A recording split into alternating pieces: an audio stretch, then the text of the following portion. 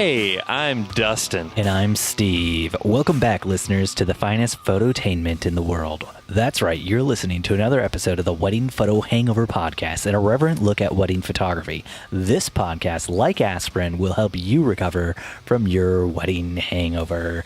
Dustin, big news, big competitor of ours, Alex Jones, InfoWars, he got booted off of Apple Podcasts and off of YouTube and Facebook.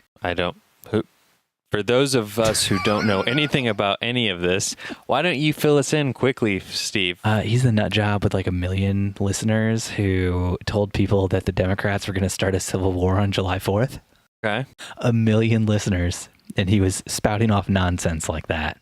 And since Is that we a photo podcast? No, not at all. But we spout off a lot of nonsense as well. So basically, our heads are on the chopping block. We could go at any moment. So it's like freedom of speech to a point. Freedom of speech to a point where he was abusive and hateful. So he got kicked off for being abusive and hateful and promoting violence and stuff. He's a terrible human being. See, Steve, I thought the big, exciting, amazing news you were going to be announcing today would be the fact that you and I will be joining forces yet again. Your Vader to my Luke, and we would be tackling a wedding, a force beyond nature, like something that novels are written about, Stephen. Can we go back on that? Vader to your Luke? Steve, do you really want to be the whiny one? Do you really want to be the evil one? Absolutely. Vader's there fantastic. You go. Then it's set. So guys, look forward to some fun Instagram storying this Friday. Check us out on Instagram for that. I'm sure Steve will find some humorous, embarrassing thing to talk to you guys about of me. And I'll be working, Dustin, so I probably won't be Instagramming. That's just a thing that I do when I work. Oh, then where did all those Instagram stories come from? The last shoot we did together. Whoa. Yeah. That was downtime. Yeah, because we won't have any downtime this week. We were on a break. Union regulated. Steve's in a wedding union. Dustin, let's push into follow-up. You want to tell us something about this John Syracuse? You want to update us on the copyright situation? Nothing really to update you on. The letter was sent out to him this week. My lawyer, unfortunately, is on vacation, however, this week. Wasn't she on vacation, and that's why she couldn't originally help you out when the thing first hit? Yeah. So right. She was on... We need to both quit wedding photography and become lawyers. What are we doing with our lives? This is all great questions. No, before she was on a family vacation, and now she's on like a non-family vacation, like an immediate family vacation. I don't really know. Speaking of which, this episode might go up late because I'll be on vacation. Yeah, exactly. I want to quit my job and become a Steven. That's my job title. Hey, I'm Dustin, and you can find me on LinkedIn. I'm a Steven. Yeah. Jen and I are celebrating our 10-year anniversary this weekend. Aw, congratulations. So we're going to do like a... 10-year anniversary of what? A night away from the kids. 10-year anniversary of being married, Dustin. This is a children-friendly podcast. It is most definitely not after all the terrible things you've said in the past. All right, Dustin. I guess we're pushing straight into beer talk. What you drinking tonight, buddy? I am still on this diet. I know I'm hearing the moans and groans of you guys out there in cyber world, but Steve, this is my justification. Steve drinks enough beer on this podcast for the two of us. I want to clarify. Steve drinks enough beer on and off this podcast for the two of us. Let's get it right. The two of us and our spouses. And a herd of elephants. And a herd of Australian elephants. Wait, that's a thing? Yeah. There's no Australian elephants. Go to Australia, check them out. Explain that to me. What is an Australian elephant? Is that like a rugby team? Is that Aussie rules football? I want to know. Yeah. Come on. Yes, it's a soccer team. Are you going somewhere with that? Let's see what you're drinking tonight, Steve. Do they hop around on two legs? Do they have a pouch? They're called the roos. What do you call a baby elephant that is in an Australian elephant's pouch?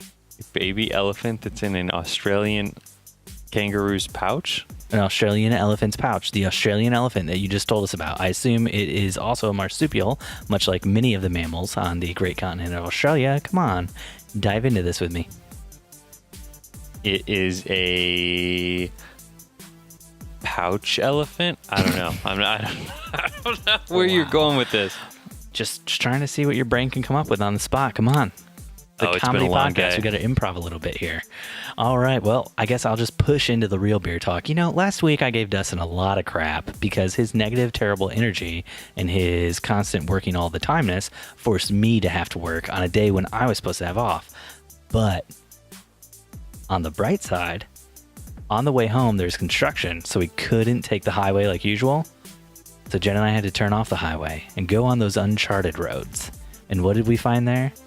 We found a brewery. That is correct. And we stopped and got beer on the way home. So this beer comes straight from Flat 12. It is a Pogue's Run Porter.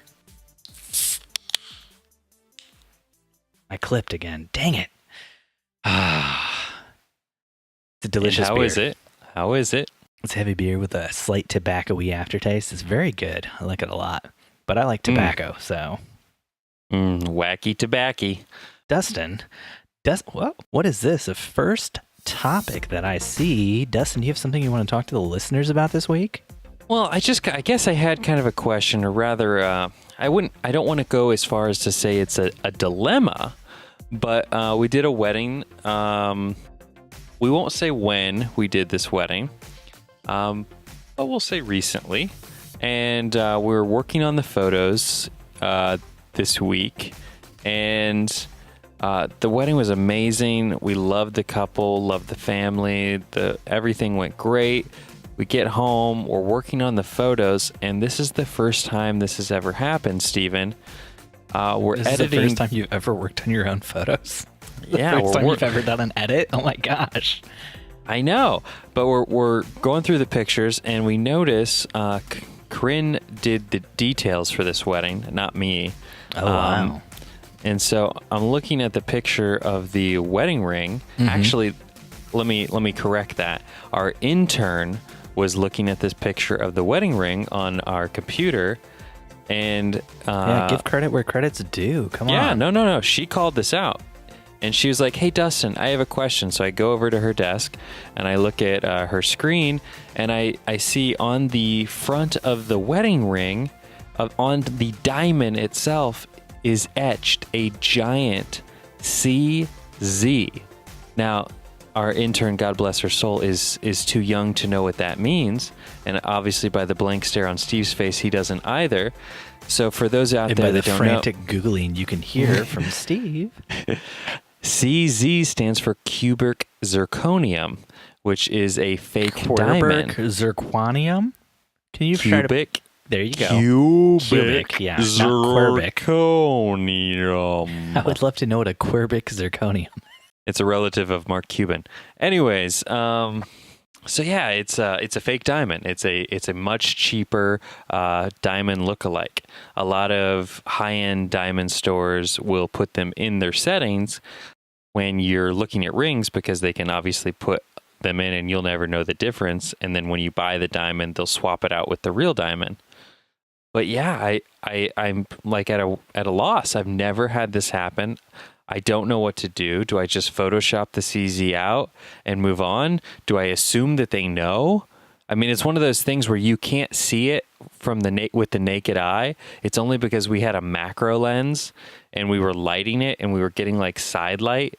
So the light was coming kind of from behind the diamond, which was making the etching visible. And I'll throw this picture up in the group so that you guys can see what we're talking about. Yeah, it's just it's really interesting because I've never had a ring where I knew it was fake. I knew it was an artificial diamond. And obviously you've never had this happen before either, I assume. I've never heard of a CZ being scratched into it or etched into it. That's the part that's confusing to me. Yeah, like the idea that somebody has a cubic zirconium diamond, like in place of their diamond, that is not that weird. It's the idea of having CZ etched into it. Was it maybe like as you were saying earlier, like it was the display thing and they didn't take the CZ out? Did you tell the bride and groom it says CZ on it? No, we just noticed this. What if they thought they were buying a diamond and then they got That's a cubic why zirconia? I'm in this dilemma, Steven. I'm like, do I ask? Like, do I say, hey, just so you know, we noticed this? Send them a message and just say, hey, would you like me to Photoshop the CZ out of the engagement ring and see what they say? That's not a half bad way to go Because about that it. keeps you from having to say your diamond's fake. And it, gives them the ability to, if they want to comment on it, say something. And if it is like they got ripped off and they didn't realize it was a CZ, they paid diamond prices, then they know and they can, bring that up with their jeweler, the police, or whatever. I almost thought about bringing it up with the bride's parents because obviously the bride and groom are on like a 2-week honeymoon. And they'll be back sometime in the next couple of days. But it's okay. I thought You don't deliver the gallery for like 4 weeks, like a month, right? So yeah, you got time. Right. So. Yeah, just kind of, I didn't know if you had, or if any listeners out there have ever run into a situation like this. I'd love to hear what you did or what you thought or what the scenario was that this happened. Because, yeah, I didn't want to accuse the bride of having a fake diamond and then her not know that it was a fake diamond. And then, an even weirder situation if she did know and she was like super embarrassed about it. Or like my wife said, maybe it's a situation where it's just like a placeholder diamond for when they can afford to get a real diamond put there. Yep. So just because you brought this up and because I had no idea what this topic was going into it, I have been frantically Googling this thing.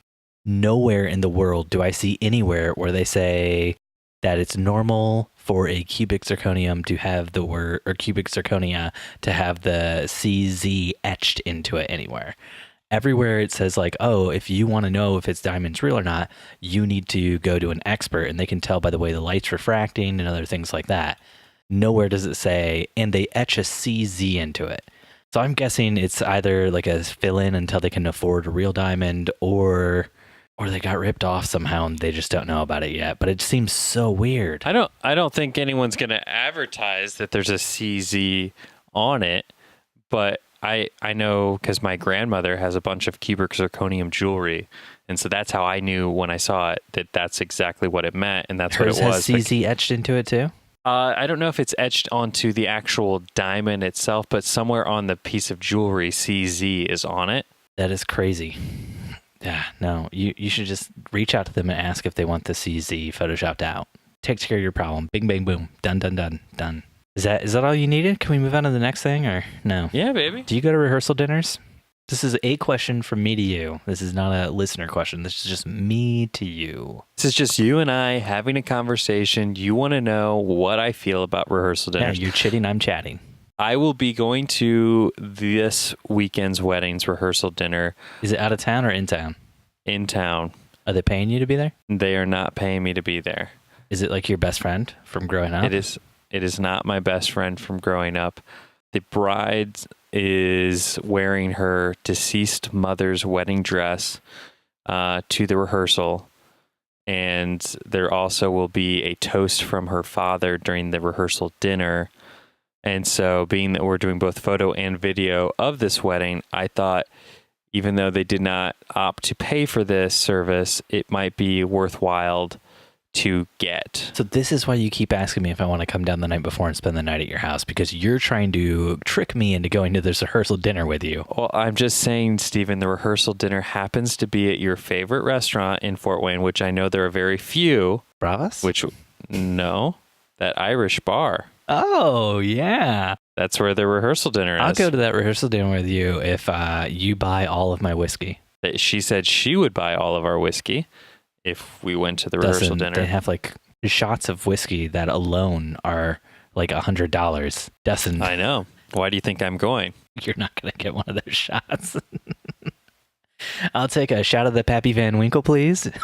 That's what I'll ask for when I go. Okay. I need that good bourbon. I actually photographed, off topic here, side note, I photographed the owner of the bar in Indiana that has the most bourbons of any bar in Indiana. And I thought the whole time, God, I think Steve would have loved to do this job because she's telling me about all these bourbons she has, and I know nothing about bourbon. Oh, man, I would have murdered you. I was at North End Barbecue here in Indy the other day with my brothers. My older brother came down to visit, and so me and my younger brother went out to lunch with them. and they have a fantastic whiskey and bourbon selection there. And I just got an old fashioned, but I was just like looking over the menu and I was like, oh, Elijah Craig, 18 years? Yeah, I could get down on that. And then I was like, oh, $40. No, I'm not going to do that today. Yeah, I'm trying to think what the bottle she was showing me that she said is like really expensive and just started selling in Indiana. But she originally would have to drive to Virginia to buy and bring it back. Okay, so we are off on a very boring tangent for most people now. You are doing this rehearsal dinner, and you're doing it for free out of the kindness of your heart and out of the kindness of getting possibly hundreds of dollars worth of shots of whiskey. Yes. Mainly because this bride happens to also be a kind of a local celebrity, and so I'm kind of doing everything I can to keep her happy. Is she the news person or whatever? Yep, she is one of the local news anchors here in town. Oh, Dustin. She just aired her engagement photos tonight on the news, so everybody's been texting me. And of course, the first thing Corinne said was, "Where's our photo credit?" Yeah, where was it? Not on the news, that's for sure. But at least now we know what photos she likes. Wow. Did you send another letter to your copyright lawyer? That's actually the first thing that I thought of was, hey, we just saw our photos used on TV, which we don't release TV licensing in our photos. But no. Wow. I'm just going to let that one slide. What's more important to you, running a successful business or? Well, I figure it's probably not a good idea to send a cease and desist letter to a bride 3 days before her wedding. Are you going to have words with her? You're going to see if she'll make it right? No, You know what? You don't do anything. I'm going to show up at the wedding and I'll say something.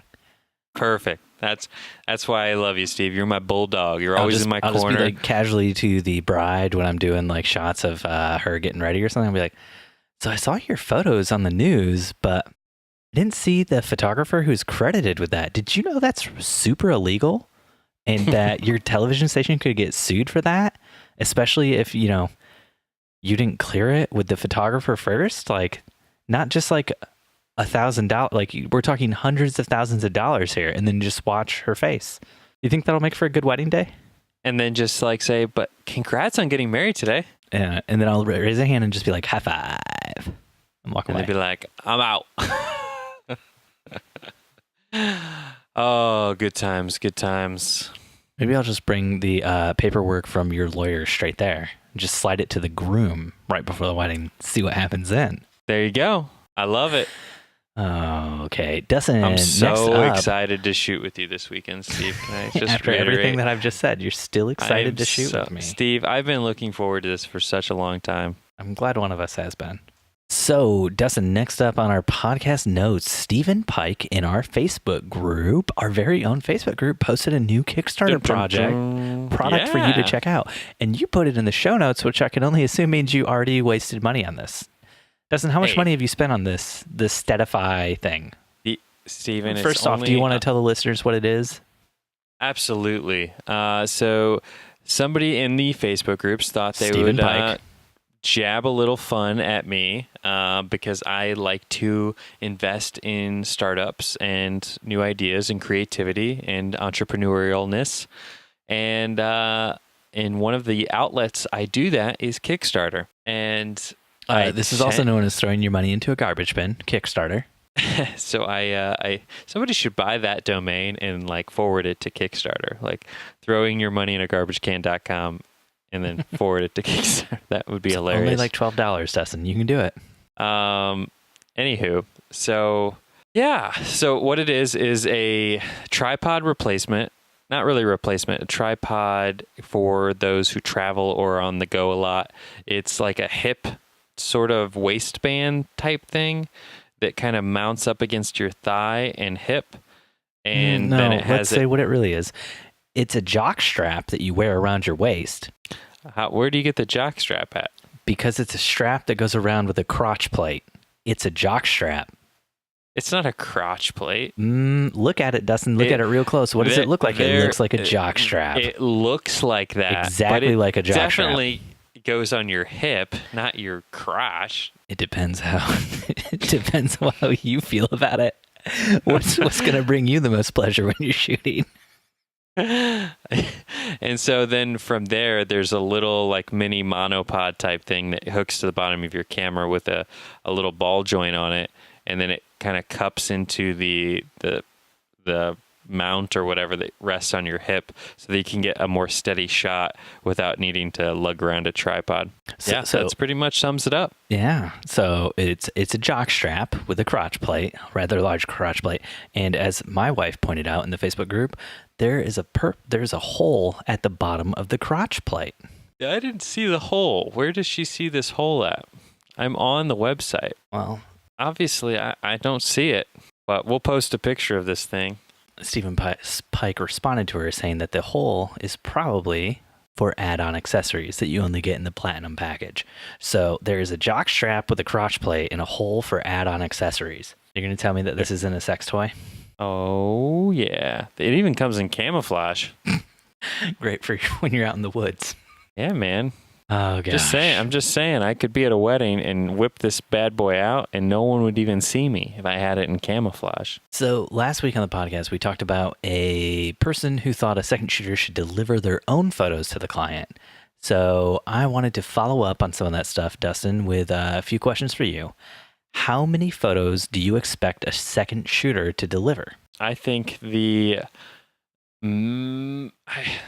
think a good rule of thumb is if it's like a standard wedding day, I kind of expect them to deliver. So when you say deliver, are you saying how many I end up using of what they shot? No, how many raw photos images do they give to you at the end of the day? Just straight off the card. I don't really have a number in my mind because I've worked with so many second shooters that will overshoot. A couple of the people I've worked with recently are really good about actually going through during the downtime and deleting. Oh my gosh. They delete on the camera during the shoot? During the shoot. That's like a number one no-no. Like you're definitely not ever supposed to do that. What are these people thinking? I've told them that. They're going to lose all of their photos and then you're going to be out, not them. You're going to be the one in trouble. But so far we've had no problems. So, yeah, the good old Dustin. So far we haven't had any problems, so we don't need to shoot to 2 cards. We don't need to act like professionals. Exactly.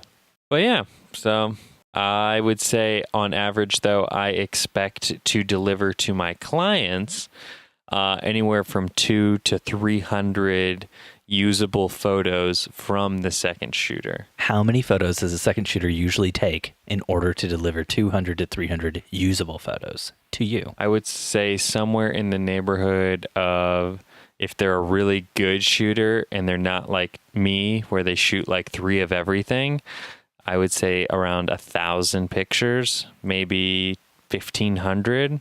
Mm-hmm. I would say is a typical amount. Corinne, my wife, will shoot closer to 2,000 on average. Mm-hmm. I, at a wedding, will shoot somewhere in the neighborhood of 3,000 to 4,000 pictures. But you're not second shooting. You're number one. Correct. So I'm just giving you proportions of what we do. See, I would expect from a second shooter somewhere between 1,500 and 2,000 as well. And the reason I brought this up is a long, long time ago, Jen and I were working with somebody as a second shooter, and that person delivered 500 raw images at the end of the day. And this is a person who'd been 500 images you've ever seen for a very long time in the industry and like had their own business and was successful, and it blew my mind. His name is Dustin McKibben. You can find him on Instagram at Dustin_McKibben. No, it was not Dustin McKibben. Dustin McKibben would deliver more photos than that. It was amazing to me. I did not understand it. I'd talked to the person like all day while we were shooting and heard multiple times about why they love shooting, all this stuff, and then like what they thought you had to do to get the best photos and everything, and then 500 photos, and I felt like maybe 50 were usable. I was just going to say, how many out of that 500 you delivered? 50. Like 50. So it still kind of followed that 10% rule. Yeah. That was the problem, Dustin.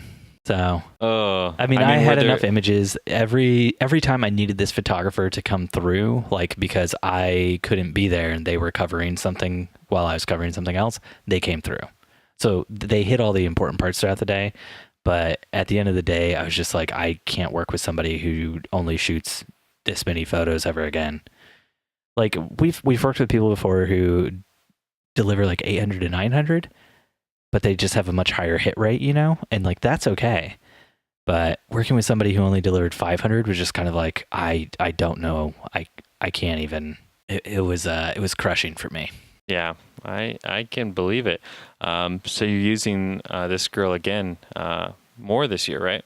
I did not specify gender, first off. Second off, no, I don't think we'll be using that person very often in the future, unless it was like a dire situation. Oh, feel bad.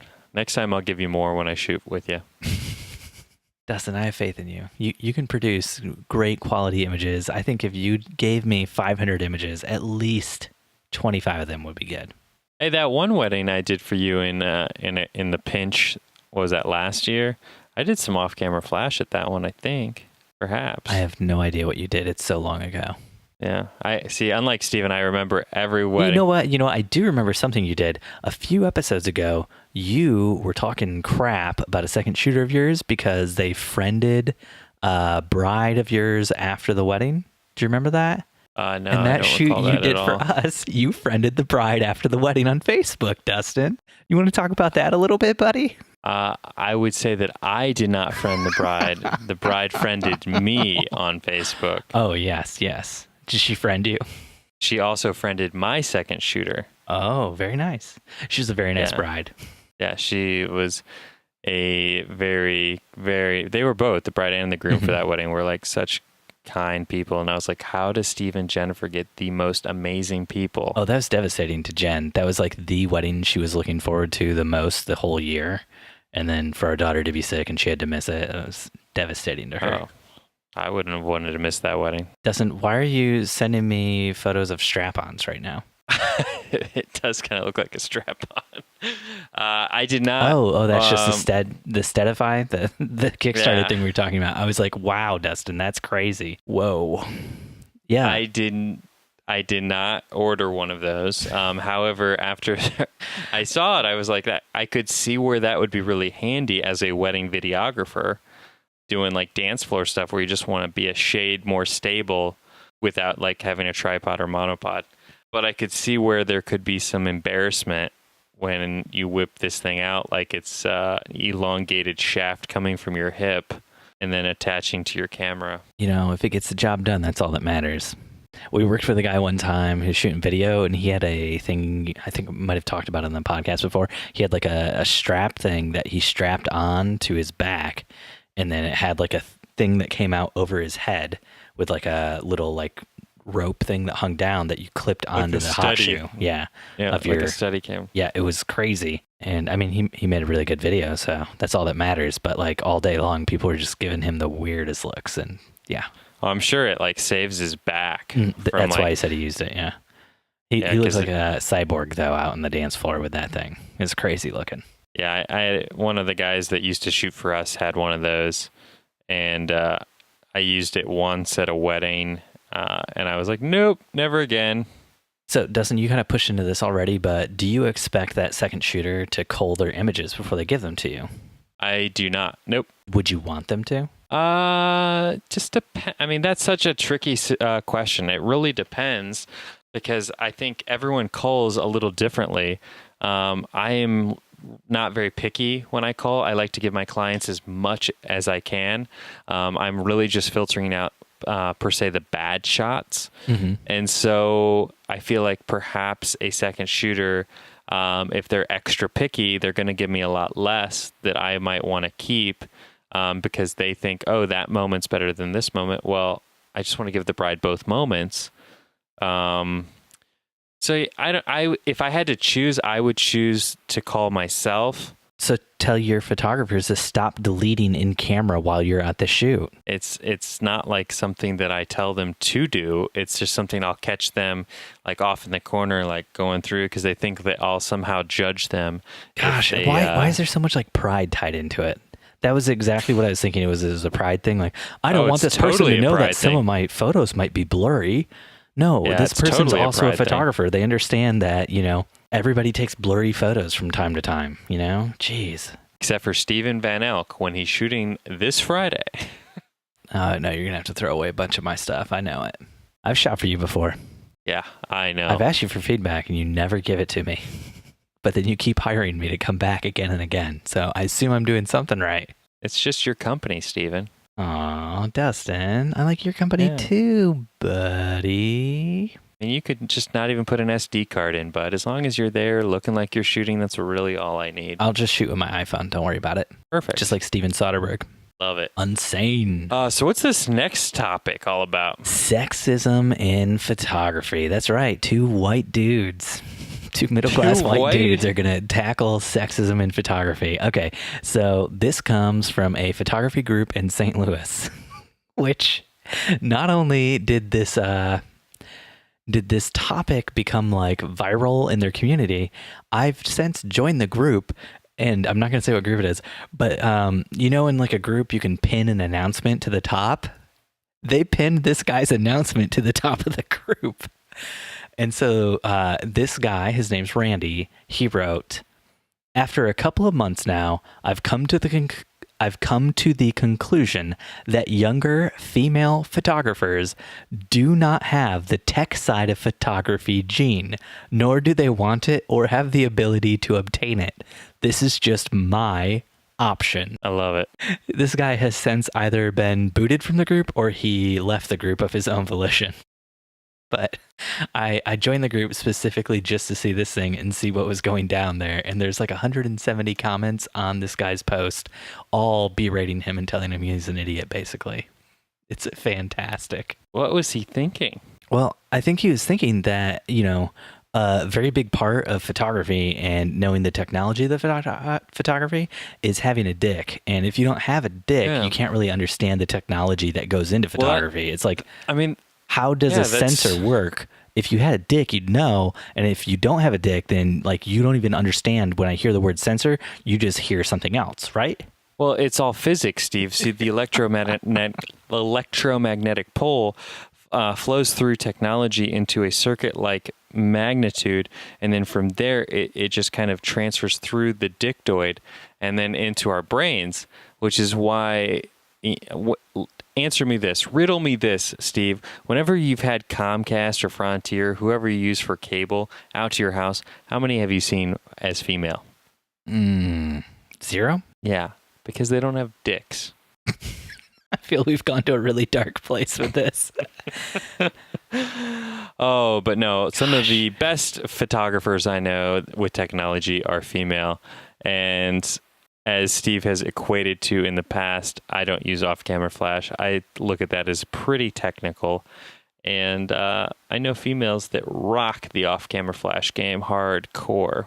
I am kind of curious what the tech side of photography gene is. Like, is that like, oh man, I'm just really geeking out on these cameras because as people famously might know from listening to our podcast, I hate geeking out on cameras, especially in the podcast, and I try to shut it down every time Dustin tries to do it. Yeah, like there's this new piece of tech that came out last week that I wanted to talk about, but you guys will never hear about it because Steve shut it down. Oh my gosh, I think my dick just disappeared. I didn't even want to hear about that tech stuff. I know, Steve. That's why I never have understood how you procreate. Gosh. But someday the documentary will be out and we'll understand. But anyways, yeah, I don't know. I don't know why guys get so fascinated by the technology part. I know females do as well. Can we just say people get fascinated by it? Like, I just don't understand why anybody feels the need. Because he's not just being sexist, because he specifically points out younger female photographers. Like, he's also being ageist. He's also being ageist. Yeah. Yeah. I don't know. I've known many kids who geeked out on technology more than older people did. In fact, I feel like usually as people get older, they stop geeking out on technology and they're like, oh, me? I'm shooting this wedding with the 5D Mark II I bought 10 years ago, you know? Yeah. Well, I think that there's currently in the marketplace of photography, there is a frustration growing amongst older like photographers that have been doing this a very long time when they're seeing these, let's call them millennials or new photographers that are emerging with like let's just call them younger millennials. Younger. Yeah. What's You've been in the business for 10 years. I've been in the business for 8 years of wedding photography, and we're both technically millennials. As Eliza Schleichinger would say, we're elder millennials. Elder millennials. Yeah. I like that. Yeah, we're elder millennials. So, I mean, these are younger millennials.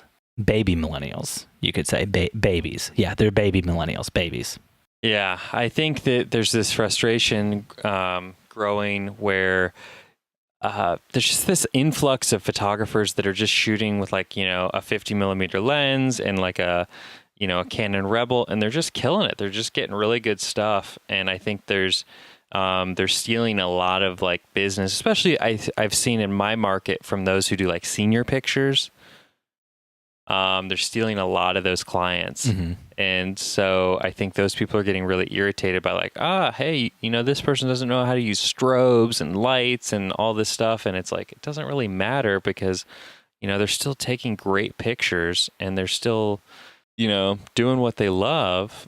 You just need to figure out how to evolve your business to better handle that. Anti-aging cream. If you can age yourself back down to being a teenager in some sort of Freaky Friday situation where you're not actually trading places with one of your kids, because that would be terrible for your child to wake up one morning and have old man balls. But if you could de-age yourself down to being a teenager, then suddenly you're hip, you're cool, you're getting all those teenage senior photo sessions. You go to school one day, and then you're like, everybody's like, whoa, what are you doing in school? And you're like, you've never seen me here, but I've always been registered. I just never come. And all of a sudden, you're the coolest kid in school. Now you take your baseball cap, you put it on, and you flip it backwards because you're not allowed to wear those in schools. You pull your electric skateboard out of your backpack, and you just zoom right out of school, right past that security guard. With a camera. But on the way, you throw out all your business cards. And all your business card has is your Instagram handle. Yeah, you know it. Double tap that, like that. Find me on stories. Woo, woo. Find me on stories. Woo, woo. That's what they say, right? That's the lingo? Oh, gosh, no. No, it is not. But I wouldn't know. I'm old. I'm an old man. I'm going to need to get a dictionary here soon. Dustin, let's do some Q&A. Q&A, Steven.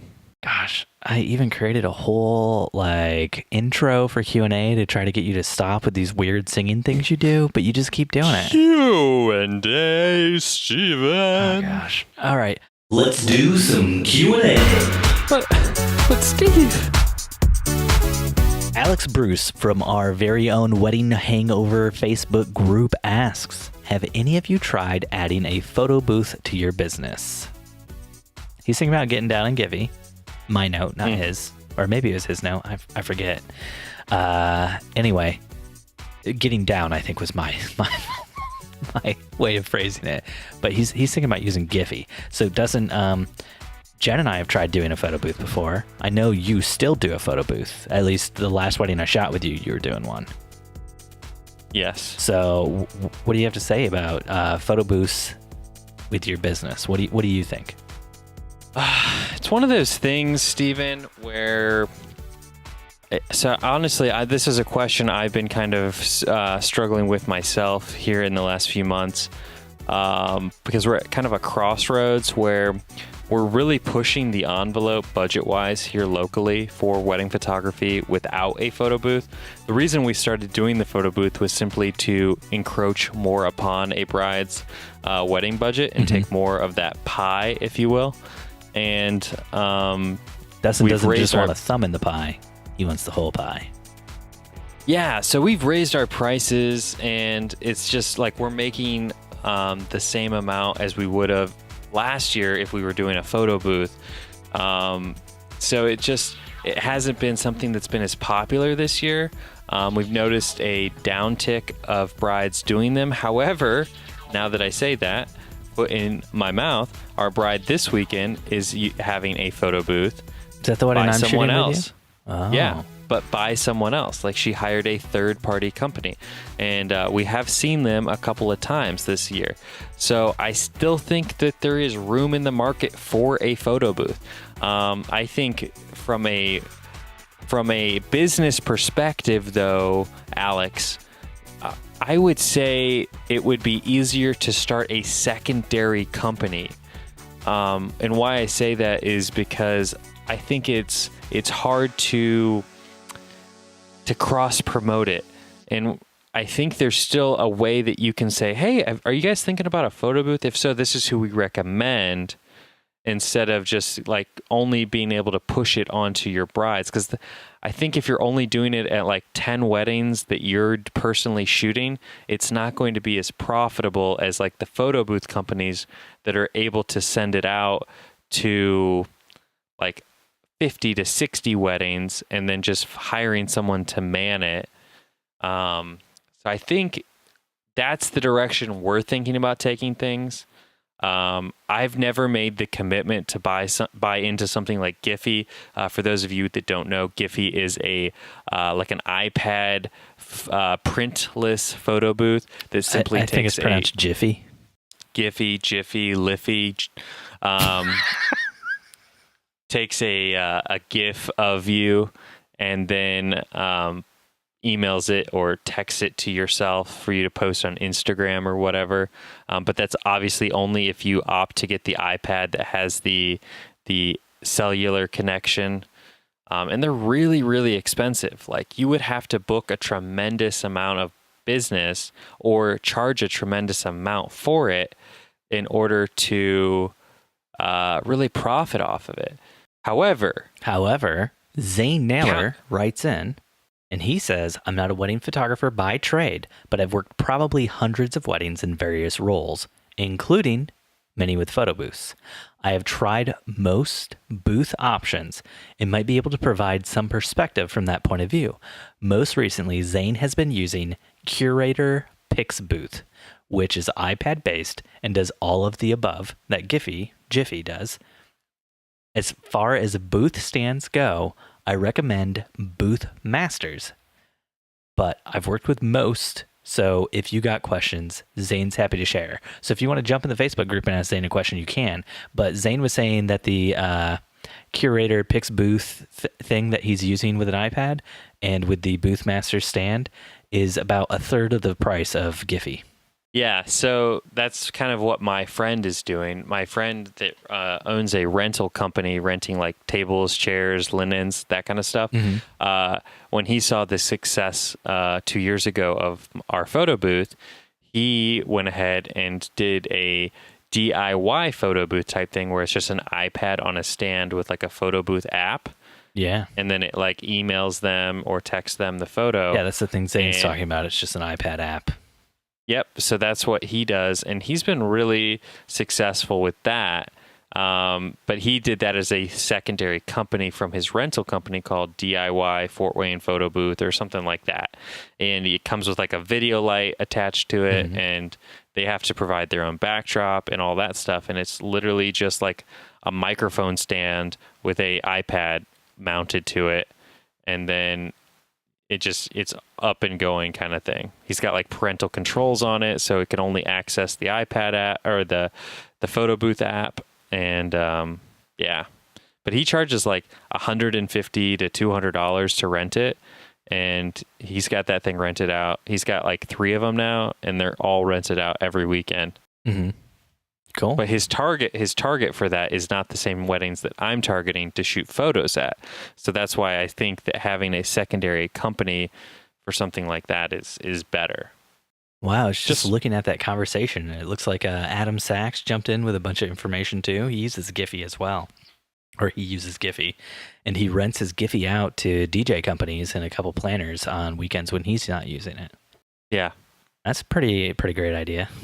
Yeah, I mean, I talked to someone who really, really liked the Giphy concept, and what they were using theirs for was a free add-on to weddings as sort of a, hey, if you book us, we'll give you the Giphy for free. And they looked at it as a way to capture email addresses, because you also get an entire list of all the emails that everyone uses to send themselves the photos. If you guys were here for the David Mendoza episode, he talked about his Giphy setup, and he has branded his Giphy thing as Schwiggy, I think it was called.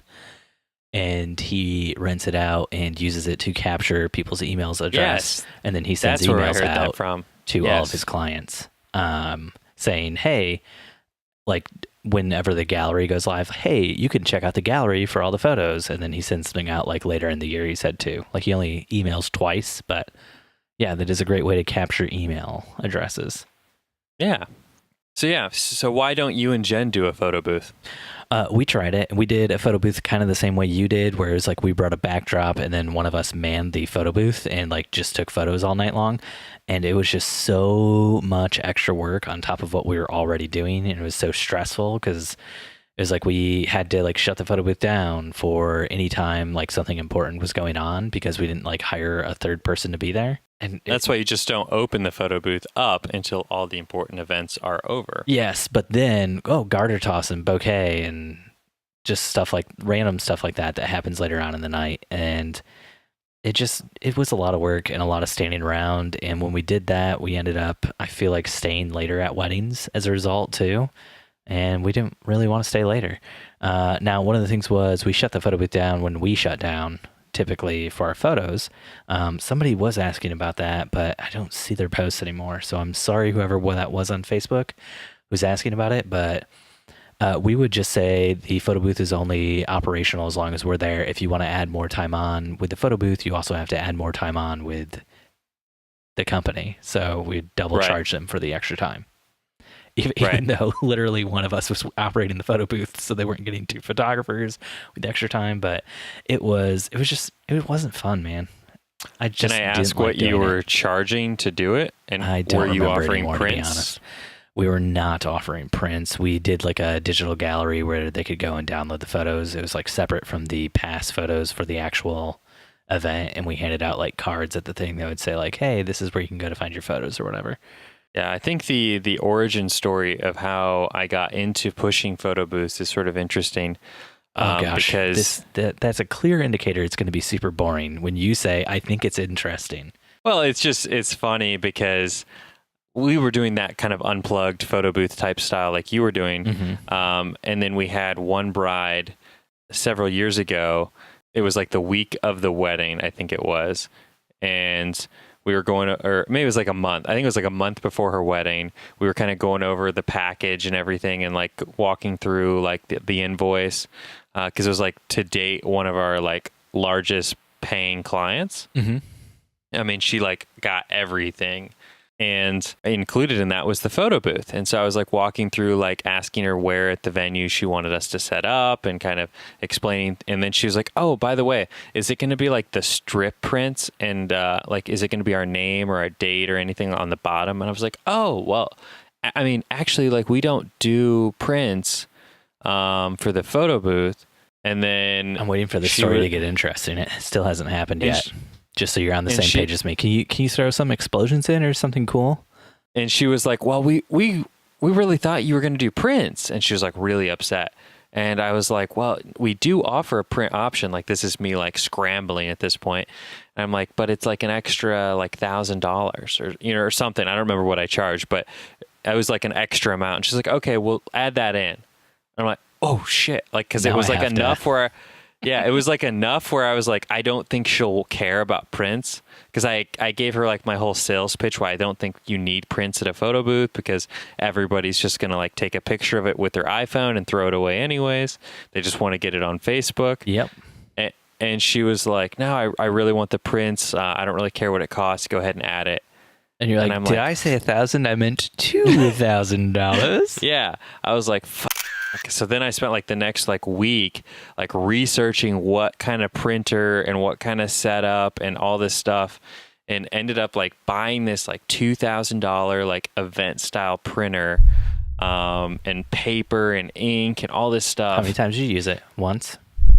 And then so it's now we're at the week of the wedding. And I'm like kind of going over the timeline with her one last time because this is an ethnic wedding. So there's a lot more elements and a lot more moving pieces. Just wind that back. We talked about this before. You don't ever say ethnic wedding. That's how you sound like a racist. And I am going to leave this in just like last time where I call you out. Cultural wedding. And so she, like I explained the photo booth and the bride was like, oh, wait, it's like a photo booth where you just bring a backdrop. Like, I thought it was going to be like one of those, like at the mall or like the movie theater where like we get into a physical booth. Did she cancel it? Did she cancel it after you spent $2,000 on a printer? So she cancels the photo booth. She still lost like the deposit or whatever that I had her pay for it, but like I was out that like $2,000 I paid for the printer.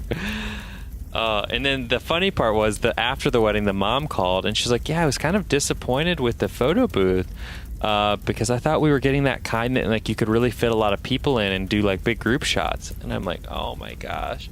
I obviously was talking to the wrong person in the decision-making process. But yeah, since I bought it like so far before the wedding, I was unable to return it. And then I'm like, okay, Corinne, we've got to really make a push into printing photo booth pictures now. And Corinne was like, Dustin, I'm busy working. I'm a doctor. I don't have time to do sales for you. This was long before she was a doctor. This is how long ago this was. So do you still print photos now that your boring ass story is over?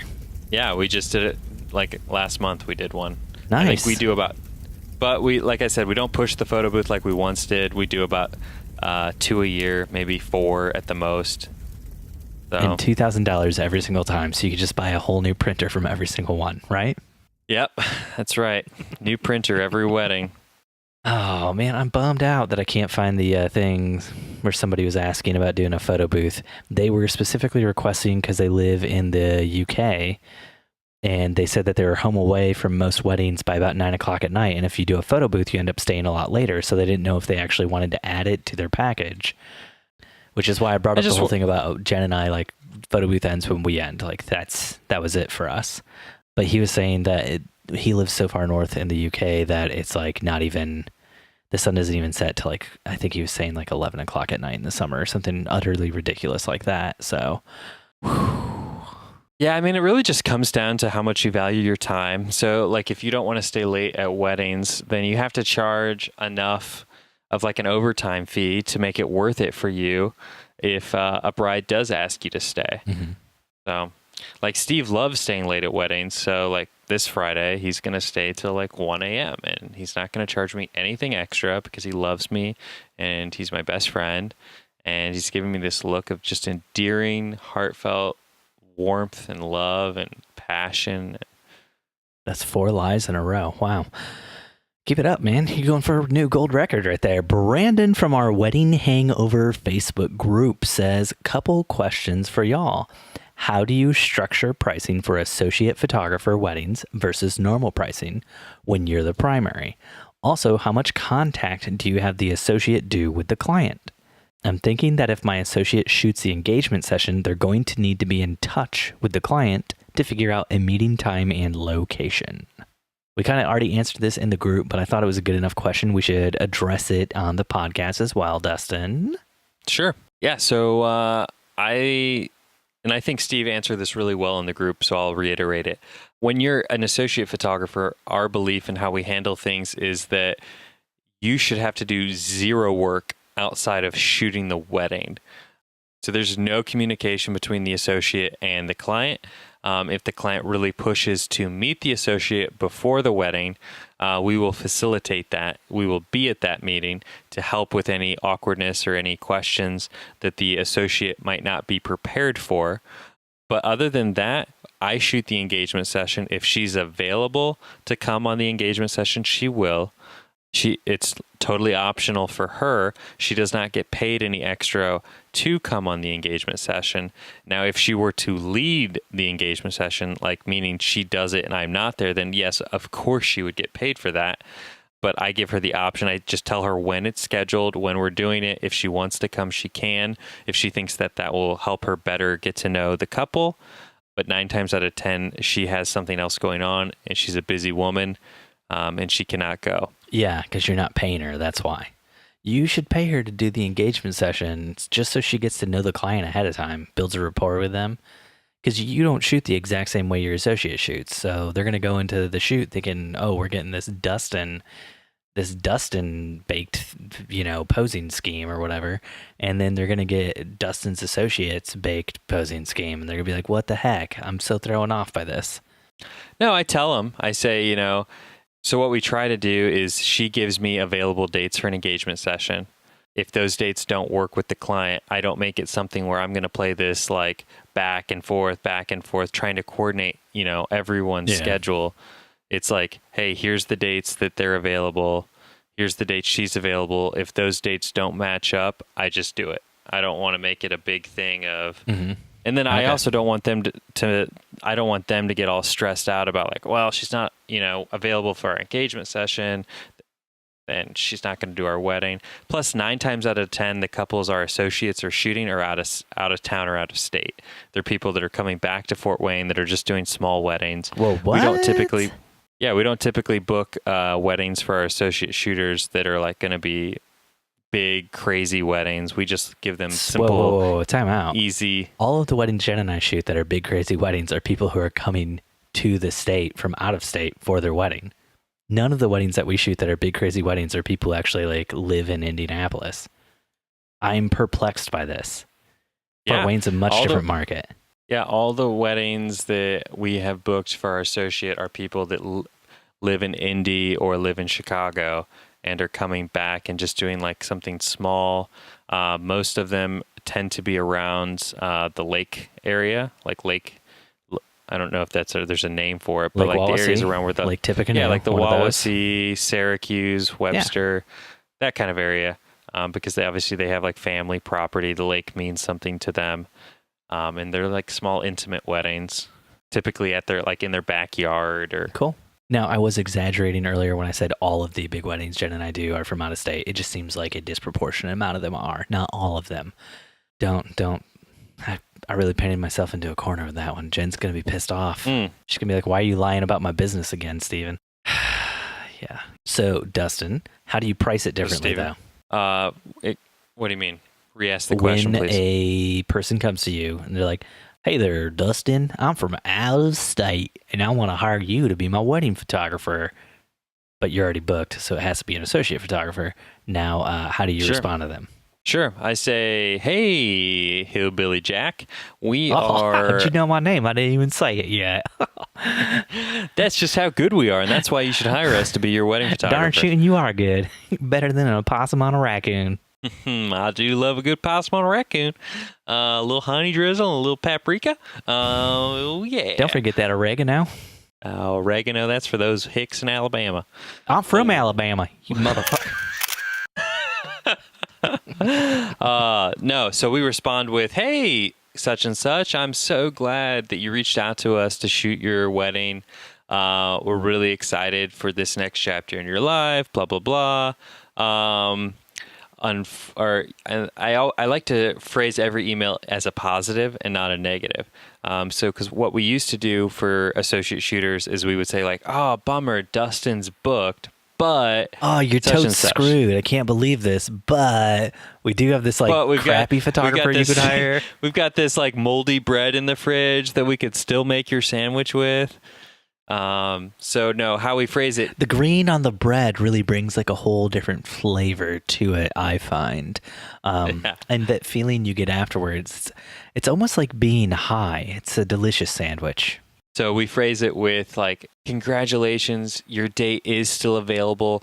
Our amazing photographer, Michelle, or I say our amazing lead photographer, Michelle, is still open that day. And we would love to talk to you more about how we can, help document your wedding. Here are some links to weddings that Michelle has shot. Let us know if you would like more information. Something in that vein. Okay, but is it less money or more money? Oh, it's less money. How much less? $1,000 off each package. Oh, that's pretty much what Jen and I do too. Yeah. Nice. Yeah, we do the whole thing. You approach it like a positive thing. Yeah, I found that then they don't feel like, oh, wait, I'm not getting Dustin. I'm getting like the second string quarterback.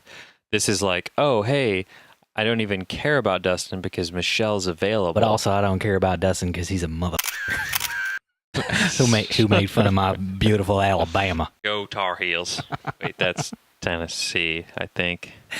Okay. No, Crimson Tide. Right. Crimson Tide. There we go. Auburn. Isn't Auburn? Yeah. Outbound. Roll Tide. Roll Tide. Okay. Anyways. Moving on, moving forward, moving upwards, moving downwards. We got What another. else? We got some more questions to do. Come on. All Gotta right. make this a full show. Full show. Do you want to? You pick the next question. Just go down. The rest are not from our Facebook group, so they're less important. Just find one that speaks to you. I'm just gonna I'm gonna pick one at random. I'm a photography noob, but I love to travel to new cities, Don't we all? And I also like hiking in nature. Mm-hmm. I would like the ability to take pictures of myself with scenic backgrounds, daytime nature shots, dark cityscapes, etc. And I was wondering what accessories or equipment I would need to accomplish this. Disclaimer, I only plan on putting these pictures on social media like Instagram. I'm a college student, so a budget of around $600 is what I'm attempting. I haven't bought a camera yet. That's something I'm working on trying to decide on. I assume I probably need a tripod too? Question mark? Well, let me tell you, person from what was her? Let's call her the photo noob. They have a name. It was on Reddit. We can look it up. She's an avid listener of this podcast. Anonymous Sigh. Anonymous is spelled normally, and then it's PSY at the end, so Sigh. Sorority girl. Anonymous Sigh, yeah. Or maybe. Pi Sigma. Maybe she's psychic. Maybe she has psychic capabilities. Maybe she's a Psyduck from Pokemon. I was just going to say maybe she's a Pokemon enthusiast. Yeah. Sigh. Don't give her a headache. She will destroy you. Look, Anonymous Sigh, I'm going to help you out so good right now. All you need is your phone and a tripod. The cheapest tripod you can find. And your budget's only around $600. So the next thing you're going to want to spend to get all these awesome travel shots, a green screen. Now, you might be like, what the hell? But let me just help you out here. So you take the photo of yourself in front of the green screen, and then you edit the green out, and then you put somebody else's picture of a scenic background in, or your own picture. That's probably a little bit more ethically better. Ethically better, not ethnically. You said ethnically. Oh my gosh. Need to get you some new headphones. Dustin, what do you got for Anonymous Sigh? Help Anonymous Sigh out. I would just, get yourself a nice selfie stick. Use your iPhone. There's no need for fancy schmancy cameras, just for Instagram selfies while you're traveling. When we're traveling, I don't even bring a camera anymore. My iPhone is so killer. In fact, I was just doing video of our daughter with it tonight, and I'm like, God, the video quality on this thing is so good that I don't even know why I buy these $3,000 Sonys every 6 months. But so Steve has something to play with when he shoots with you. That's why you buy those Sonys. If you don't have the Sonys, I don't come play with you. I mean, work for you. That didn't sound weird at all. I don't know. Selfie stick. You can get one of those fancy, like, stabilized ones if you want. That's like, I think DJI makes like a super deluxe selfie stick. Another thing you could do, up your iPhone game a little bit. Go to Oloclip, get some lenses, some wide lenses, some 2x lenses, really make those iPhone photos pop. Should we take one more question? Austin. Thanks for listening to another episode of the Wedding Photo Hangover podcast with Dustin and Steve. If you want to help us out, jump on iTunes or Stitcher and leave us a 5-star review. Or maybe just iTunes, because I never look at Stitcher, so I wouldn't even know if you left one. If you want to connect, I don't even know what that is. You can find us on Facebook and Instagram at Wedding Photo Hangover, or on Twitter at WedPicHangover. Dustin is on Instagram at Dustin_McKibben, and Steven is at Steven Van Elk. If you want to get involved with the awesome community of listeners, join the Wedding Hangover Facebook group. The people in that group, not only are they bringing great questions that we sometimes address on the podcast, but there's so many people there who are just there to help each other out. And when people have questions, they jump in with expert advice and just give great advice, better advice than Dustin and I could give. So definitely get in the group. It's awesome in there. Dustin, what would you say about the group? In 5 words, what is the best thing about the group? And I'm counting. Go. Community. There's a lot of jabs at Dustin. There's a lot. Community. There's a lot of. That's all you got. I said 5 words, Dustin. A lot of community. There you go. A lot of community. That's 4 words. You need one more. Pizzazz. Pizzazz. Thank you all for listening so Alcoholics. much. We'll see you next time your head is pounding, your limbs feel like dead weight, and your entire being aches for the sweet embrace of death. That's right. Next Sunday after you shoot another wedding. Dun, dun, dun. Assuming that, the episode comes out on a Sunday, since I will be celebrating my 10-year anniversary with Jen this week. No, you're celebrating your 10-year anniversary with me. No, I've only known you for like 2 years, and I wouldn't celebrate that. I would. As long as one of us is celebrating, that's really all that matters. Just don't celebrate all over my face again. That's how you end a friendship. Oh, I think I lost Dustin with that comment. I think I lost him. Oh, he's coming back. He's able to sit up again. It was one time the sandwich had way too much aioli on it. I squeezed it too hard.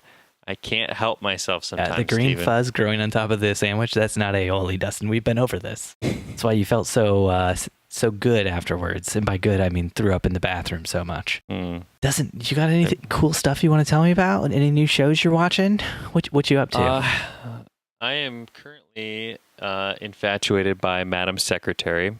I think I said this last week. Dark place that you go to every single week.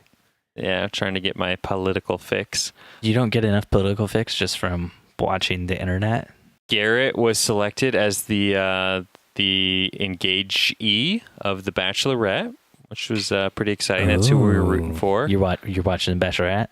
Yeah, baby. I gotta be pop culturally sound when I go into these weddings with a room full of women. That's why I play fantasy football, so I'm pop culturally sound when I go into these weddings with a bunch of women. Exactly. Yeah. Gotta know all my deets, my stats, so I can talk. Bad though. Talk real hard for the winner, because he's been getting a lot of beef because he's just like a normal guy. He's not one of the typical guys who go on that show that are like trying to become Instagram famous for, to support their lives. He's just like a normal farmer type guy that went on, and he might have liked some really questionable posts on Instagram. Oh, wait, what is this? Yeah, this was like a whole thing today, man. Where have you been? Obviously not keeping up on The Bachelorette. But yes. So people did, like, as soon as he won, got announced last night that he won, every news outlet and, hedgehog Twitter person was doing like deep dives on him to find out like all his little dirty secrets, which turns out there were like a few posts on Instagram that he just happened to have liked, or a spam bot he was paying money like no like 3 years before he was even on the show. Oh, okay. And they happened to have some homophobic references or tendencies, those posts that he liked. And so I didn't even know you could look at the posts somebody liked on Instagram. I didn't either. I did not either. But like, he was just being torn apart today, and like his family was being brought. It was just like a whole thing. And it was like, I just felt really bad for the guy. Here he is in like this moment where he just got engaged. He can finally come out publicly and say like, that he hates gay people. He finally got that chance. And celebrate and that. These news facilities had to steal that from him. Now he doesn't get to tell his own story. Yeah, it's not like he even like commented on these posts. It was like simply that he just happened to like it. And yeah, it was just like it's like, that's the world we live in now, where the president of the United States can write like all of these crazy things, and we're like, yeah, this is awesome. And then like this poor guy liked something 3 years ago, and his entire life is obliterated overnight. I'm sorry. Are you disparaging Daddy Trump? Is that what we call him now? Are you disparaging Daddy Trump on our podcast? Don? Do you want to get us Don? kicked off of Apple Podcasts like Alex Jones? No, I got no beef with Papa Don. Papa Don's. That's great because it lumps him in with another known racist, Papa John. Papa John, who went to the same university as your very own Steve Van Elk. I can't take credit for that joke. That was actually a Jimmy Fallon joke from last night. It was like where Donald Trump is always saying he's better at everything. So he was like, did like a whole Donald Trump bit where he was like, better ingredients, better this. And he's like, Papa Don's. Yeah. Anyways, what are you up to, man? You got anything other than your anniversary fun in your life? Are you guys going anywhere fun for your anniversary? Doing anything exciting? I'm not talking about anything anniversary related until after it happens, Dustin. Oh man, but I am excited to see these elephants you rented for her. I mean, oh shit. Was I not supposed to say that out loud? I'm going to murder you because that's not going to happen. And now if she thinks that was actually a possibility when she listens to the podcast before it actually officially comes out to everybody else. Oh, does Jennifer get to listen to these before the general populace? Before you. Oh, I love that you still think I listen to this podcast. Damn it, Dustin. I told you last week we're not making that joke anymore.